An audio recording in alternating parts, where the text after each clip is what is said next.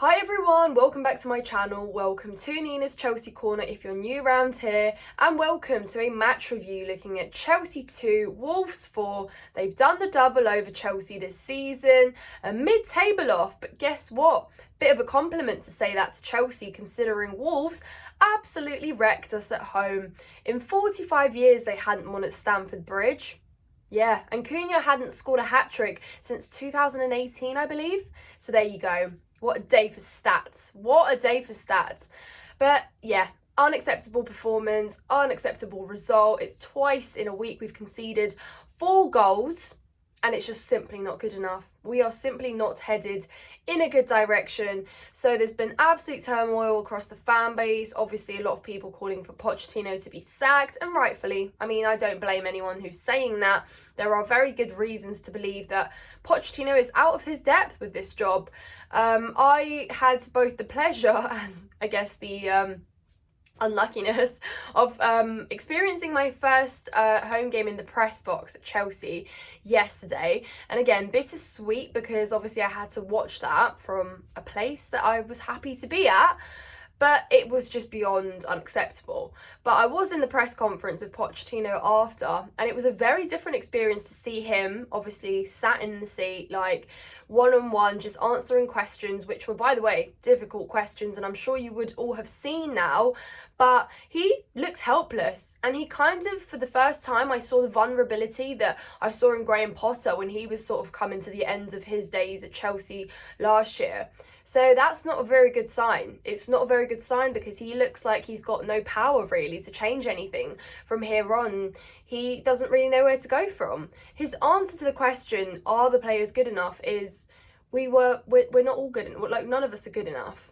And what are we supposed to do with that if none of us are good enough? Yeah, of course, we're all human. None of us are good enough, but we need someone that knows what it takes to be in this job and where we need to be headed. And at the minute, it doesn't look like that.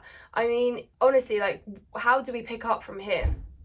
But let's talk about the game, because Wolves, again, embarrassed us. How we honestly couldn't hold on to a 1-0 lead for longer than 2 minutes is beyond me. And not only that, but to get thrashed, a comeback, 4-2. Could have been 4-1, but 4-2. Because thanks to nobody marking Thiago Silva there at the near post, which, by the way, not to discredit the goal, but Madrid, if anyone was on Thiago Silva, he's not going to beat the first man, you know? So, again, lucky, very lucky there. But again, it was abysmal. I mean, Neto made our defence look so poor, absolutely running through, bullying, his speed and everything, and we looked helpless. You could have 2-3 man on them.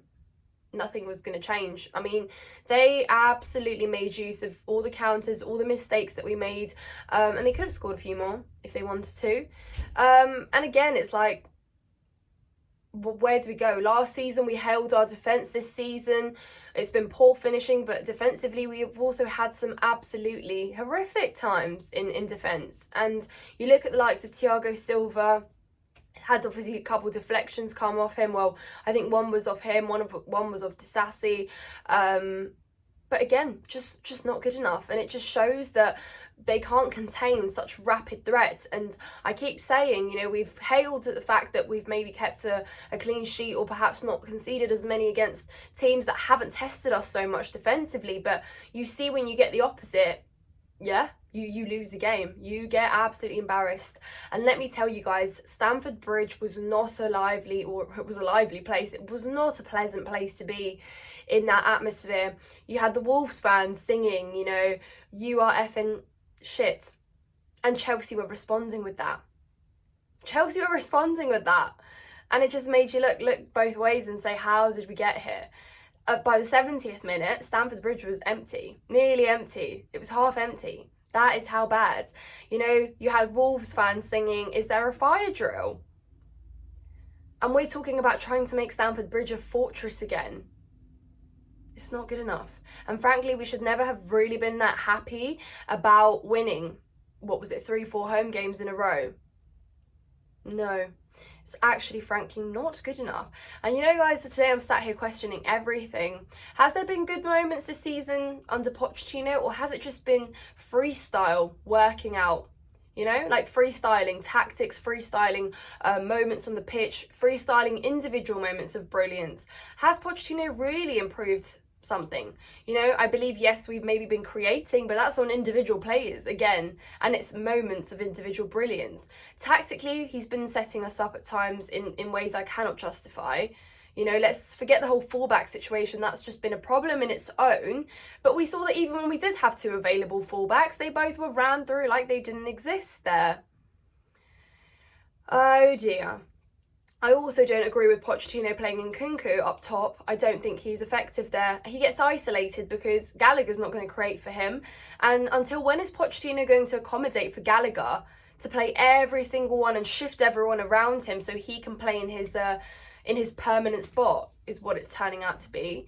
It's unfair. Nkunku's a creator. He's waited so long to play as a playmaker, to, you know, make us a creative team again.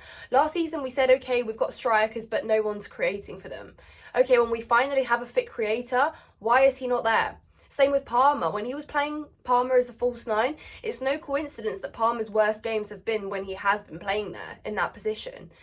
And, you know, he wouldn't play Breuer when he had him and Jackson was away at AFCON, and then he wouldn't start Jackson when he was available. So it's decisions like that where you think, how are you possibly overcomplicating it? You know, we complain when there's injuries and you don't have the players available, but then when they are available, you won't play them in their natural positions. And unfortunately, we've not got a system where you can afford to make these experiments that just won't work because we've not seen it happen. We need some consistency when things keep changing so much on the pitch. Yeah.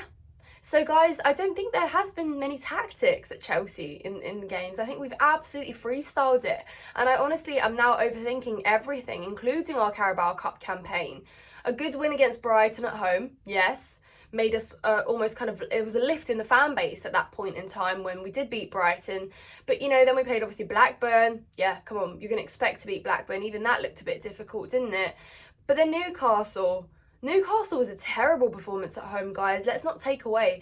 The whole penalty shootout made it obviously a lot more exciting, and obviously Petrovic celebrating his saves in the penalty shootout. But we needed to hang on to a literally last minute winner, a draw, a last minute draw equaliser to get us into penalty shootout. And we all know that anything is possible then in a penalty shootout. So you're talking about actually clawing our way out. It's not been convincing. It's not been a convincing trip either. So then when you take that and you look at the league as well, and you look at how we've been in the league, it's the same thing. Inconsistency, beating a few teams along the way, but again, why is it our best games have both been draws? You know, Man City at home, Arsenal that we almost beat. We were celebrating that as if it was a victory because we were expecting nothing more than a point anyway, but the performance obviously fooled us. I mean, Arsenal were having a terrible day, let's be fair, but I mean, it just hasn't been good enough. Who have we really beaten? We have good games against Fulham, good game against Palace. Was it a good game? I'm really struggling here. You get the point, guys. The point is that we have been inconsistent and we've had, the odds few, maybe sort of anomalies of good games and where tactics have happened, or we've had a super sub that has had a good day and has managed to change something on the pitch. But more time than not, there's not been a system, and I don't think that one has been building.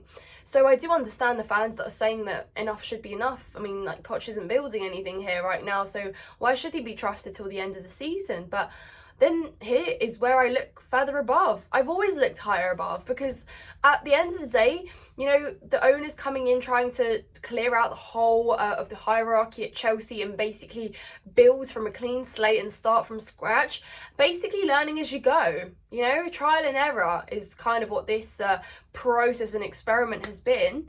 Learning on the job, hiring people to learn on the job. So frankly, if we are looking at Pochettino, we need to look at who brought in Pochettino as well. And I know that these conversations are already being held and they're being talked about, but I keep saying it's so much bigger than just Pochettino. We have to look at recruitment as well. We have to look at why appointments, this is the second appointment that's been made that doesn't make sense.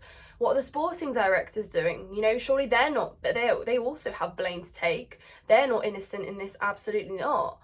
But again, where do we go from here? Because you sack a manager, who are you bringing in?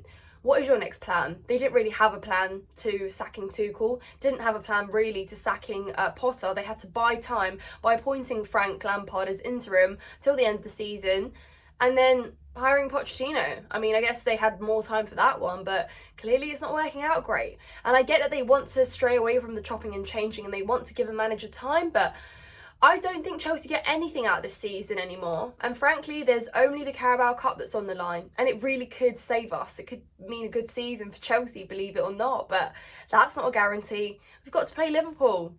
Regardless whether they lost to Arsenal last night, we saw what they did to us on Wednesday. And who are we to compare ourselves to Arsenal right now? It's not good enough, guys. It's not good enough, but I know you're all angry. I want to hear your thoughts. Let me know what you're thinking. I'm going to let you guys know when I'm doing my next live stream because we have to chat. We have to chat. We have to discuss. It has to be talked about. But yeah, please do subscribe to my channel. Like this video if you haven't done so already. Check out my socials in the description down below and I will see you in the next one. Thank you so much for watching.